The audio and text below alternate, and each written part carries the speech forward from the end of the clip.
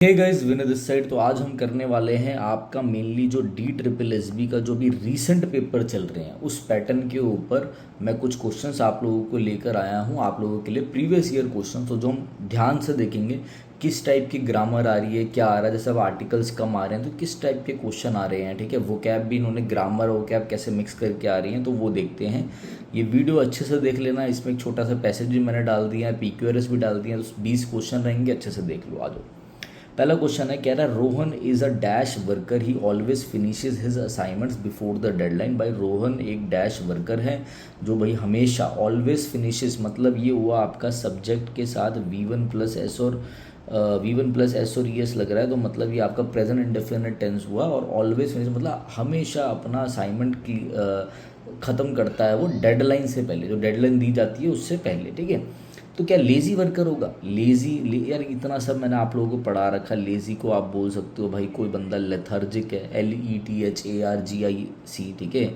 इसके लिए वर्ड हमने आपको स्लॉथफुल हो गया, इसके लिए वर्ड आपका स्लगिश हो गया, SLUGGISH, सारे वर्ड करा रखे हैं, ठीक है। SLOTHFUL slothful. लेसीट्यूड हो गया, LASSITUDE, लस्सी पी के लेथर्जिक हो गया, आलसी हो गया। तो ये सारे वर्ड देख लेना लेज़ी वाले।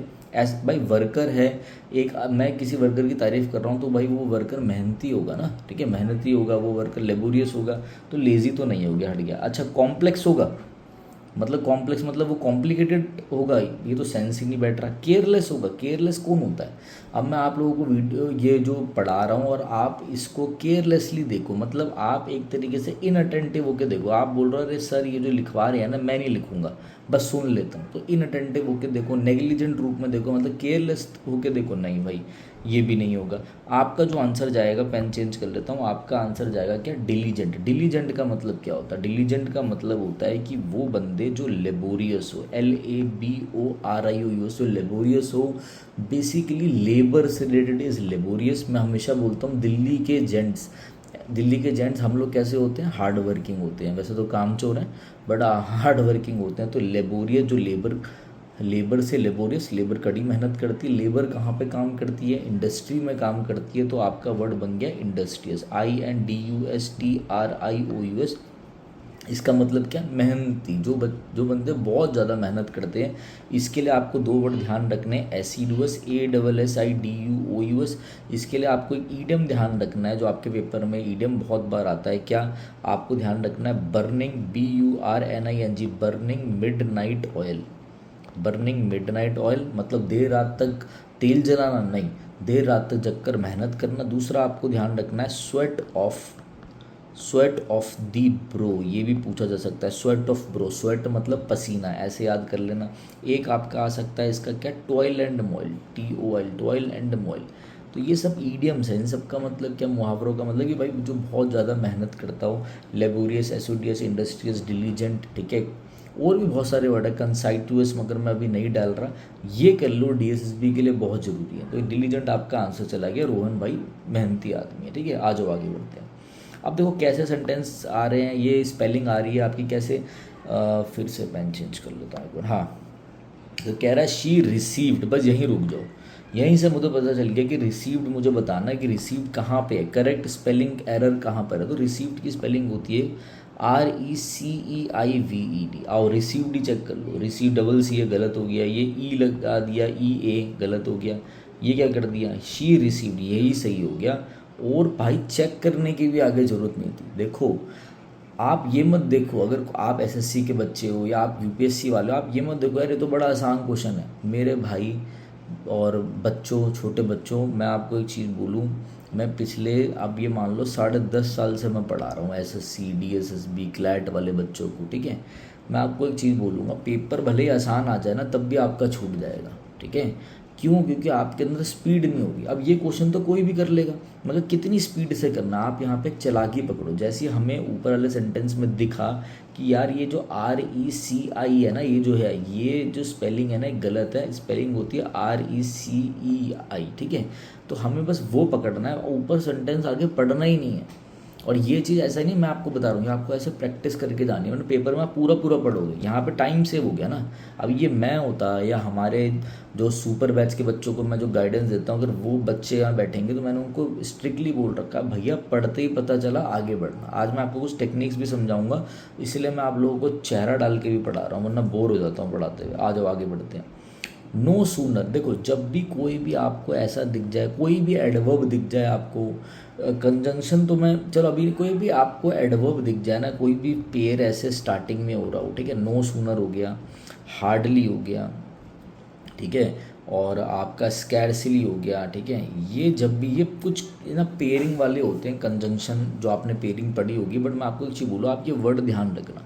जैसे नो सूनर के साथ पेयरिंग में आता है दैन, THAN, ये पहले डीएसबी में बहुत बार आते थे, फेवरेट चैप्टर था RSSB का, ये और क्वेश्चन टैग वो देते नहीं इसमें से, ठीक है। हार्डली के साथ आपका वैन आएगा, स्कैर्सली के साथ आपका वैन आएगा, ये तो आपको पता ही होगा। मैं आपको क्या समझा रहा हूँ, ये भी आपको चीज़ें पता होंगी, बट देखो कि जब भी आपको स्टार्टिंग में मिल जाए ना, तो स्टार्टिंग में जब भी ये आ जाए, स्टार्टिंग में आते हैं किसी चीज़ पर दबाव देने के लिए, तो आप हमेशा ध्यान रखना कि ये अपने साथ इन्वर्जन फॉलो करते हैं। इन्वर्जन क्या होता है? इन्वर्जन मतलब होता है जब, जैसे हम नॉर्मली मैं कोई सेंटेंस लिखूँ, मैं लिखूँ राम इज़ गोइंग, तो आप समझो राम सब्जेक्ट हो गया, ये हेल्पिंग वर्ब हो गई, ये वर्ब हो गई, मतलब हमेशा जो वर्ब है ना वो सब्जेक्ट के बाद आती है नॉर्मल सेंटेंस में। इन्वर्जन का मतलब है कि जो वर्ब होगी वो पहले आ जाएगी, सब्जेक्ट बाद में आएगा। जैसे मुझे इसका इन्वर्जन बनाना है तो मैं बोल दूंगा इज़ राम, इन्वर्जन बनाना है तो मैं क्या करूँगा, मैं पहले वर्ब लिख दूंगा, मैं बोलूँगा इज़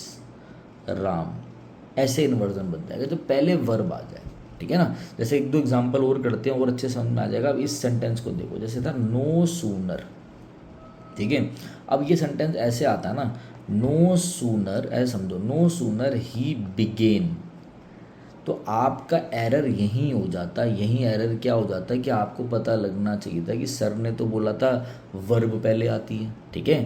अब मैं आपको ये भी तो समझाना पड़ेगा कि इन्वर्जन दो टाइप से बनते हैं। चलो इस वाली जगह पे समझा देता हूँ, समझो।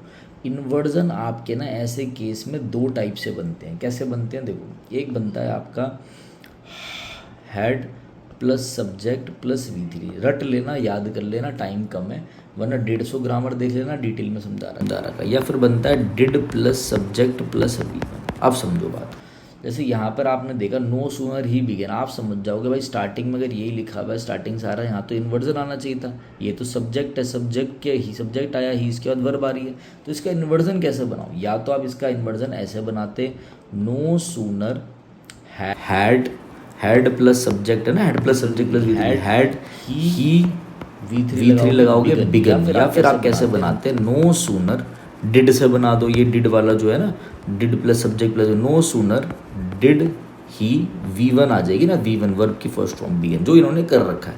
मैं आपको इतना डिटेल में क्यों समझा रहा हूँ कि आपके पेपर चल रहे हैं और दास 2 का पेपर होगा, आगे TGT वगैरह होगी, बट आपको नॉलेज होनी चाहिए IT ग्रेड वालों को भी, ये नहीं जो पढ़ा रहा है पढ़ के चले जाओ। तो ये तो हमारा सही है यहाँ पर, no sooner did he begin to blow than, ये पेयरिंग भी सही है।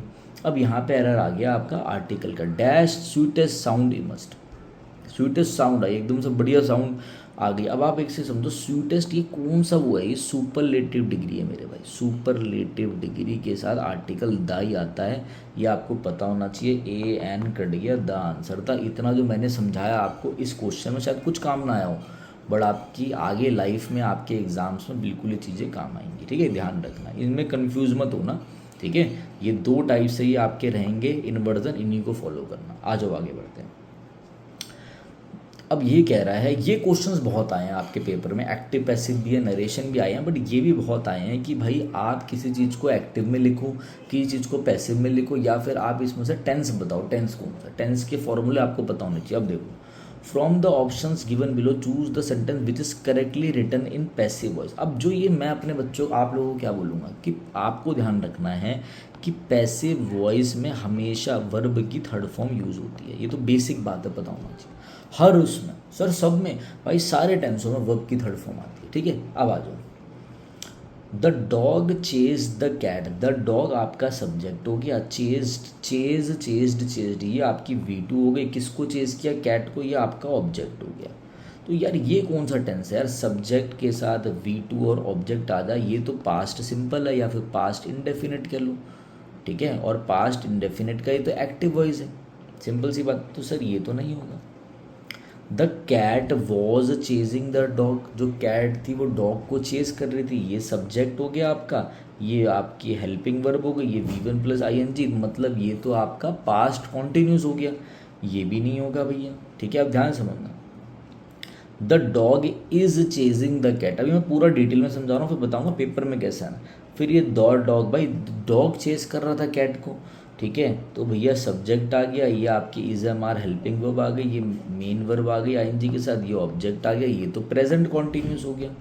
अब बात को समझो कि ये तो एक्टिव वॉइस है, एक्टिव वॉइस है, ये आपका एक्टिव वॉइस है, ये एक्टिव वॉइस है, तो पैसिव वॉइस तो यही बचा, ठीक है। क्योंकि आपका इसका मतलब क्या, देखो क्या बोल रहा था, the cat was chased by the dog, जो कैट को चेज करा गया डॉग के द्वारा। मैं आपको 2-3 चीज़ें इसको तोड़ के थोड़ा टाइम लेके समझाऊंगा, अगर आप लोगों को अच्छा लगे तो कमेंट और लाइक ज़रूर कर देना। मैं आपको बताता हूँ, देखो सबसे पहले अगर आप ये पेपर में कर रहे होंगे तो आप देखते सर ने बोला वर्ब की थर्ड फॉर्म आनी चाहिए, और वर्ब की थर्ड फॉर्म किसके साथ आनी चाहिए, हेल्पिंग वर्ब जरूर आएगी, कोई ना कोई पैसिव वॉइस में कोई ना कोई हेल्पिंग वर्ब आएगी, और हेल्पिंग वर्ब के साथ वर्ब की थर्ड फॉर्म होनी चाहिए कुछ ना कुछ, ये आपको थोड़ा बहुत दिमाग में रखना। आ जाओ यहाँ, तो भैया अभी का पेन चेंज कर लेता हूँ, कुछ ट्रिप्स एंड ट्रिक बता रहा हूँ मैं आप लोगों को जो काम आ सकती है।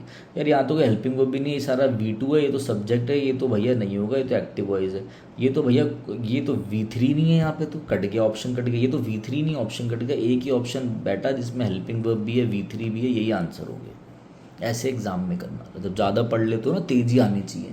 जो सुपर 30 जो हमारा बैच है, जो सुपर 100 हमने कर दिया, इसमें जो मैंने वर्कशीट्स डाल रखी है ना, जो मैं डेली करने के लिए आप लोगों को बोलता हूँ, ये आपको यही हेल्प करेगा। सेम जो आप लोगों को छाट छाट के करना है वो हमने डलवा रखा है। अब मैं आपको चीज़ें समझा रहा हूँ, देखो पहली बात तो आपको एक्टिव और पैसिव वॉइस में अंतर पता होना चाहिए। बात समझो कैसे, जैसे मैं बोलूँ ही मर्डर्ड, ऐसे समझते, मैंने बोला राहुल मर्डर्ड मोहन, समझो, तो राहुल ने मारा, राहुल ने मर्डर किया, डूअर राहुल, राहुल ने मर्डर किया रोहन का, मर्डर की जगह ना किल्ड कर देता, राहुल किल्ड मोहन, राहुल ने मारा किसको, मोहन को मारा, समझना, ठीक है। अब यहाँ मैं बस इतना लिख दूँ राहुल, और ये तो एक्टिव वॉइस है, ठीक है, और मैं यहाँ पे इसको लिख दूँ राहुल वॉज किल्ड। बात समझो जो मैं समझा रहा हूँ ना, कई बच्चों को ये नॉलेज भी नहीं है, मैं देने की कोशिश कर रहा हूँ कि मैंने बोला राहुल किल्ड मोहन ऊपर, उसका मतलब राहुल ने मारा मोहन को, ठीक है।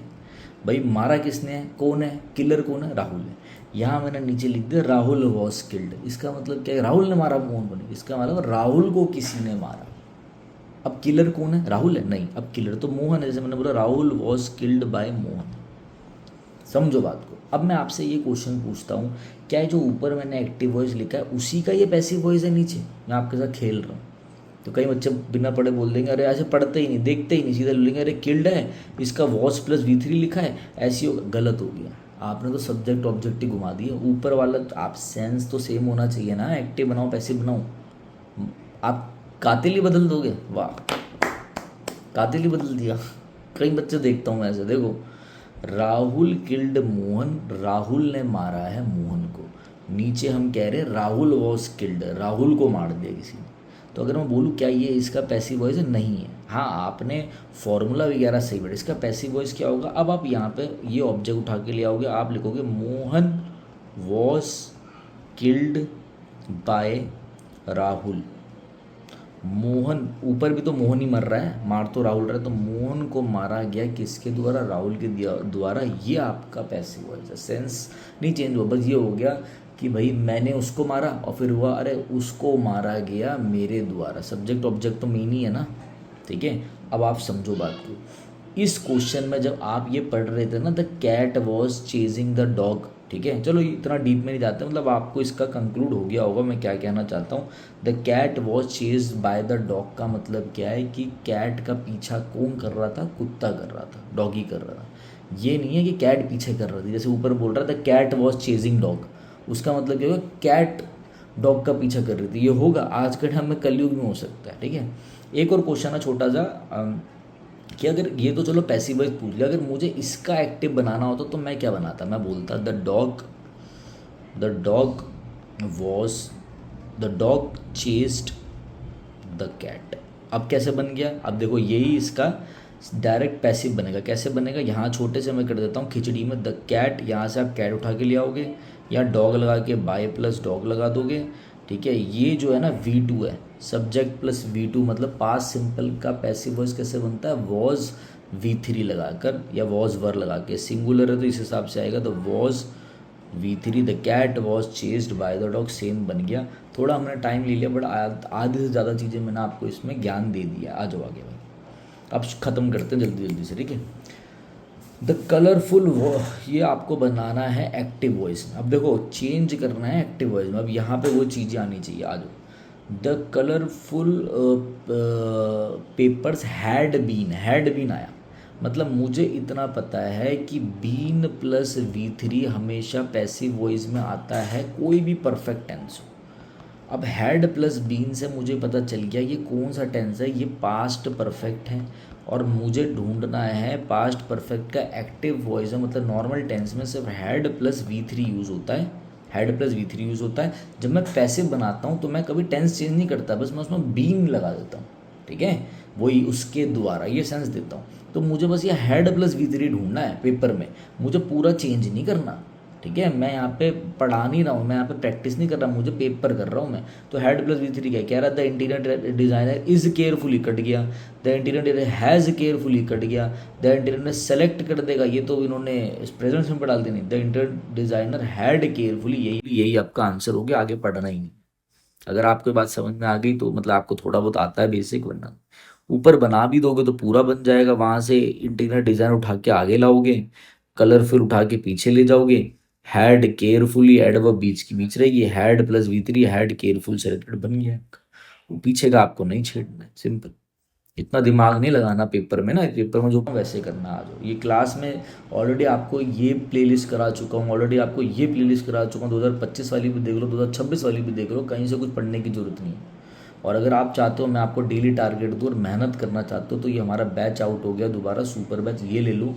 फालतू की कहीं देखो यार, तुम मत लो, अपना खुद पढ़ो, कोई मैं तब भी सपोर्ट में करूँगा, मगर फालतू की चीज़ें मत लो जो इरेलीवेंट है। आप जाके SSC का उठा रहे हो, आप पहुंच जाओगे 120 130 तक, मगर आप 150 160 पार नहीं कर पाओगे, क्लियर बात रखना मेरी, जो मैं आपको समझा रहा हूँ। आ जाओ, select the sentence which uses the past perfect tense correctly, by the time the movie started we were already find. नहीं देखो इसमें क्या होता है, पास्ट परफेक्ट टेंस है ना, which uses the past perfect tense correctly. देखो पास्ट की आपको हमेशा ध्यान रखना, दो सिचुएशन दी गई होगी, जो पहली सिचुएशन होगी, फर्स्ट एक्शन जो होगा वो आपका आएगा किस में? फर्स्ट एक्शन होगा पास्ट परफेक्ट में, मतलब जो पास्ट ऑफ द पास्ट होता है। पास्ट परफेक्ट को हम बोलते हैं पास्ट ऑफ द पास्ट। मतलब जैसे मैंने आपको बोला मैंने कल ये किया था, तो कल के लिए मैं तो येस्टरडे, तो मैं सिंपल पास्ट में जाऊँगा बस।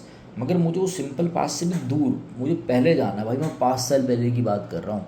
अरे कल जो मैंने किया है ना, उससे पहले भी मैं ये कर चुका था, तो मुझे पास्ट ऑफ द पास्ट में जाना है। वहाँ मुझे ये जो आपका पास्ट परफेक्ट है पहले एक्शन के लिए, जो पास्ट में एक्शन पहले हुआ हो उसके लिए मुझे पास्ट परफेक्ट यूज़ करना होता है, और सेकंड एक्शन के लिए मुझे सिंपल पास्ट यूज़ करना होता है। मुझे नहीं पता ये वीडियो कैसी आ रही है, मैं कुछ नया करने की ट्राई कर रहा हूँ, मस्ट करके इक्विपमेंट्स को जहाँ भी बैठा हूँ वहाँ पर। तो आप लोग थोड़ा सा सपोर्ट दिखाना, ठीक है। वैसे मैं बोलता कम हूँ, लाइक करो शेयर करो, बट कर दिया करो। इतने अच्छे कंटेंट भी अगर आप लोगों तक फ्री में भी ना पहुँच पाए तो मेरे पे थू नहीं, आप लोगों पे थू है, ठीक है। रहने दो, भी टीचर हूँ, ज़्यादा नहीं बोल रहा। अब पर्सनल तरीके से आया तो बहुत ज़्यादा सुना दूंगा वरना, ठीक है। आ जाओ, तो बाय द टाइम, अब यही आपको ढूंढना है भाई। Bye the time movie started, जैसी मूवी स्टार्ट हुई क्या ये, वी वर ऑलरेडी, ये तो सेंस ही नहीं है। हैड प्लस, देखो पास्ट परफेक्ट में हैड प्लस V3 आता है, आपको पता होना चाहिए। ऊपर वर ऑलरेडी लिखा हुआ है ही नहीं।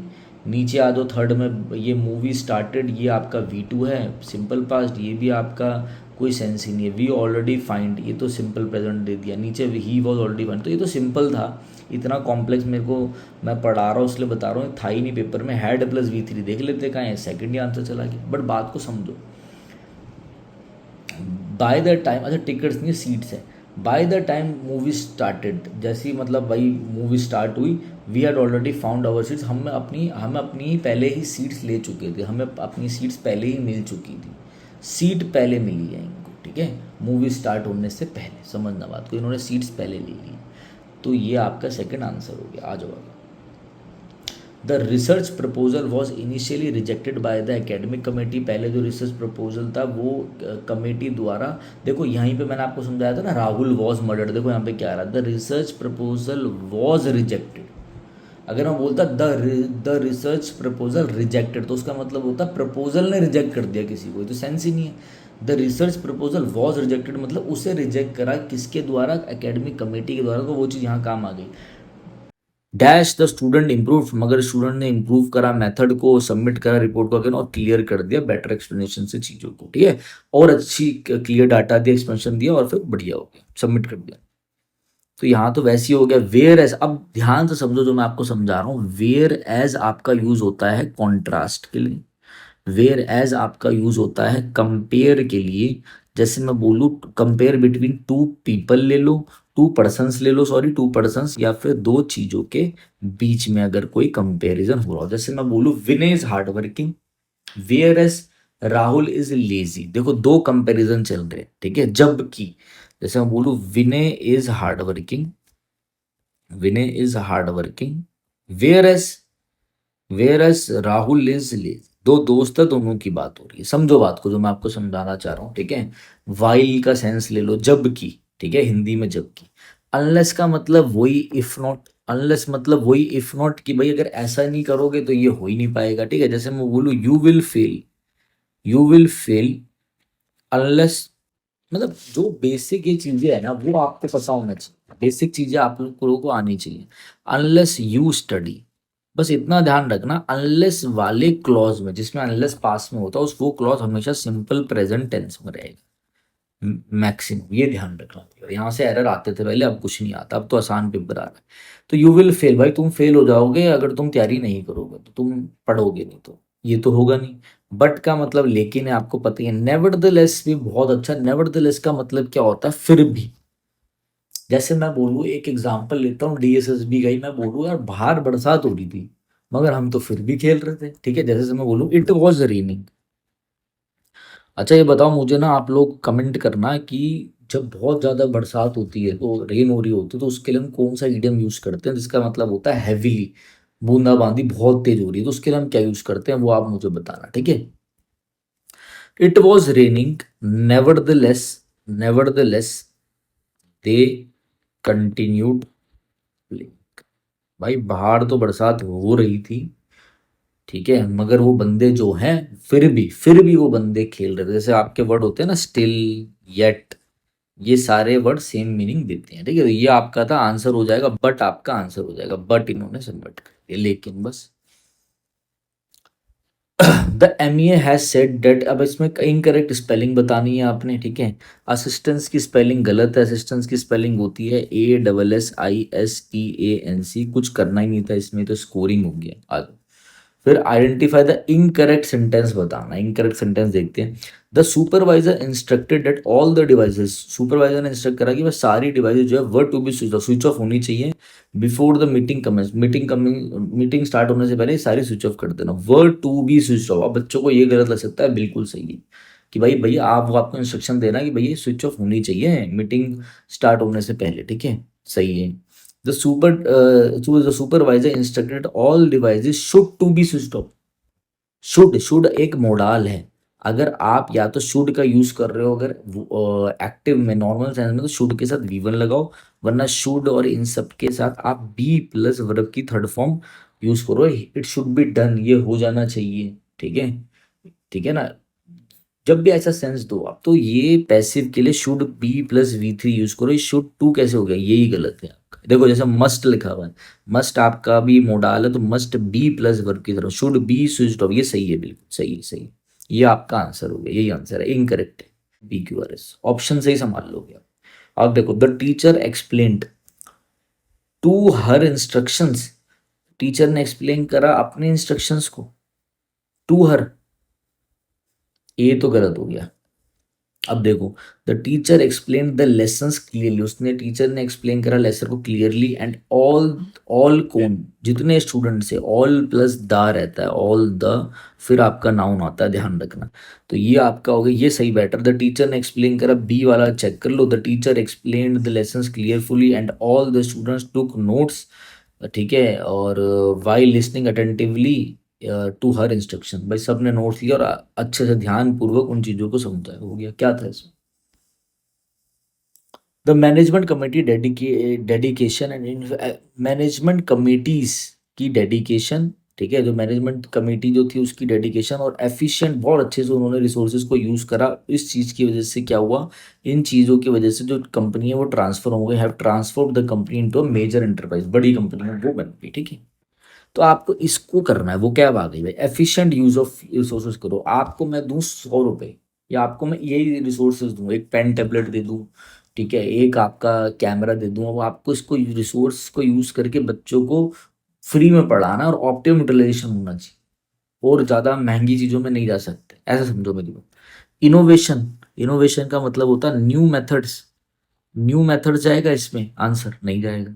एक्स्ट्रावेगेंस, फिजूल खर्ची कर देना, एक्स्ट्रावेगेंस का मतलब क्या होता है, स्क्वेंडर करना, squander, SQUANDER, to waste money रैकलेसली, बहुत तेजी से पैसा उड़ाना, जो बंदा फिजूल खर्ची करता है उसे क्या बोलते हैं, हम उसे बोलते हैं एक्स्ट्रावेगेंट, EXTRAVAGANT, उसे हम बोलते हैं स्पेंड थ्रिफ्ट, SPENDTHRIFT, फिजूल खर्ची करने वाला नहीं।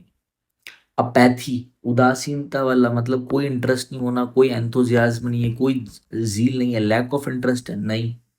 फ्रुगैलिटी आपका आंसर हो गया। अरे सर, फ्रुगैलिटी तो आपने पढ़ाया था, फ्रूगल मतलब तो होता है माइजर, सर फ्रूगल मतलब तो होता है कंजूस, सर फ्रूगल मतलब तो होता है बेसिकली निगार्ड, NIGGARD, जो भाई कंजूस होते हैं। सर फ्रूगल मतलब तो होता है पार्सिमोनियस, PARSIMONIOUS, सर इसका मतलब तो ये होता है। भाई मेरे भाई बात सुनो, कि पार्सिमोनियस मतलब है जो कंजूस हो, निगाड़ मतलब है कंजूस हो, माइजर मतलब है जो बंदा कंजूस हो, फ्रूगल कंजूस उस सेंस में जो चीजों को मतलब हाथ मुट्ठी बंद करके यूज करता है, मतलब किफायती, फायदे के लिए यूज करता है, खर्चा कम करता है। फ्रूगैलिटी आंसर होगा, समझ गए बात। She bought dash umbrella, umbrella के लिए एन आएगा, कुछ था ही नहीं, she bought an umbrella. Choose the word, one word for the given groups of words. A person highly skilled in music, जो पर्सन म्यूजिक में ज़्यादा स्किल्ड है उसे हम बोलते हैं मेस्ट्रो, MEESTR हो। कॉनोसो हो गया कला का पारखी, एक्सपर्ट हो गया किसी चीज में, उससे आप बोलते हैं वर्टुओसो, वर्टुओसो से हम बोलेंगे, उससे हम बोलेंगे डोएन, DOYEN, जो बंदा किसी पर्टिकुलर फील्ड में वेटरन हो, एक्सपर्ट हो। क्रिटिक, जो क्रिटिसाइज करे। एमेच्योर मतलब नौ सिखिया, और नोवाइस मतलब भी नौ सिखिया, कैसा नौ सिखिया, जो बिगनर है, ठीक है, एक ऐसा बंदा जो टायरो है, TYRO, टायरो है, रूकी है, रूकी, रुकी, ROOKI, अरे रुड़की में घूमने गया था, उत्तराखंड में गिर गया है ये, ठीक है। तो रुकी अभी नौ से किया है ये क्या है, नोवाइस है, नोवाइस मतलब बिगनर है। ये बंदा ग्रीन हॉर्न है, ग्रीन हॉर्न का मतलब होता है अभी इसको एक्सपीरियंस नहीं है, ज्यादा इनएक्सपीरियंस्ड है ये बंदा, नियोफाइट है, नियोफाइट, NEOPHYT।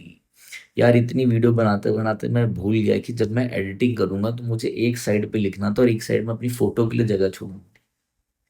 बट कोई नहीं, मैं इधर उधर करके एडिट करके डाल दूंगा, थोड़ा आप लोग एडजस्ट कर लेना, कभी मैं लेफ्ट में दिखूंगा, कभी मैं राइट में दिखूंगा, कभी मैं दिखूंगा ही नहीं, ठीक है। ये क्या कर दिया मैंने, चलो, इतनी मेहनत से वीडियो बनाई थी, चलो कोई नहीं, अगर क्या पता आप लोग एडजस्ट कर लो। आ जाओ भाई दोबारा से। फ्यूचर परफेक्ट कौन, देखो ये टेंस, ये क्वेश्चन बहुत आ रहे हैं कि वो आपको ना बताएंगे कि प्रेजेंट सिंपल छाटो इसमें से, फ्यूचर कॉन्टिन्यूस वगैरह, ये क्वेश्चन बहुत आ रहे हैं। अभी कह रहा है करेक्टली यूज बताओ फ्यूचर कॉन्टिन्यूस टेंस का। Future continuous, future perfect continuous वो है जिसमें सब्जेक्ट भी आता है, विल भी आता है, फिर फ्यूचर आएगा, कॉन्टिन्यूस आएगा तो V1 प्लस ING भी आएगी, और परफेक्ट तो हैव भी आएगा, है। ऐसा टेंस जिसमें subject plus will plus have plus V1 plus ING आएगा, वो आपको बताना, ठीक है। अब आप यही फॉर्मेट ढूंढ लो, ये है ही विल वर्क, ये तो नॉर्मल सिंपल फ्यूचर है। फ्यूचर परफेक्ट कॉन्टिन्यूस नहीं है कि काम उस टाइम पे चल रहा होगा इतने टाइम से, ये सेंस देना है अपने, नहीं भाई। थर्ड देखो, ही विल हैव वर्कड हार्ड, ये तो भैया क्या है, विल हैव, ये तो फ्यूचर परफेक्ट है, परफेक्ट कॉन्टिन्यूस नहीं है। ही विल बी वर्किंग, ये तो आपका क्या प्रेजेंट, ये तो फ्यूचर कॉन्टिन्यूस है, वो ऊपर वाला फ्यूचर परफेक्ट, ये फ्यूचर में नहीं। सेकंड देखो, by the time, by the next year तक he will have been working here, वो यहाँ पर काम कर रहा होगा फॉर अ डिकेड, 10 सालों से, 10 सालों तक, इस टाइम पर, फ्यूचर में इस टाइम पे वो 10 सालों तक यहाँ पे काम कर रहा होगा, ये सेंस देना है। He will have been working, ये आंसर। ठीक है मेरे भाई, तो ये ठीक है, ये ठीक है, ये चीजें समझ में आ गई आप लोगों को। चलो भाई आ जाओ, आगे बढ़ते हैं आज। तो आज के लिए इतना ही रखते हैं, जो कॉम्प्रिहेंशन है मैं आपको नेक्स्ट वीडियो में करा दूंगा मेरे भाई, ठीक है। और ये हमारा बैच है सुपर 100 बैच, अब आप इसमें हम डेली टारगेट स्टार्ट कर दिए हैं हमने। अगर जिसको पढ़ना हो आपके हिसाब से ही हम आपको गाइड करेंगे, सारी चीज़ें हैं इसमें, मैथ्स है, इंग्लिश है, रीजनिंग है, हिंदी है, सब है, ठीक है। बस आप लोग अच्छे से पढ़ना, इसमें 15+ मॉक्स भी हैं, फुल मॉक, तो मेनली हम लोग तैयारी करा रहे हैं, सेक्शनल मॉक भी अब हम डाल देंगे, वर्कशीट्स भी है इसके अंदर, सब मिलेगा आपको, ठीक है। तो चलिए guys, thank you, have a nice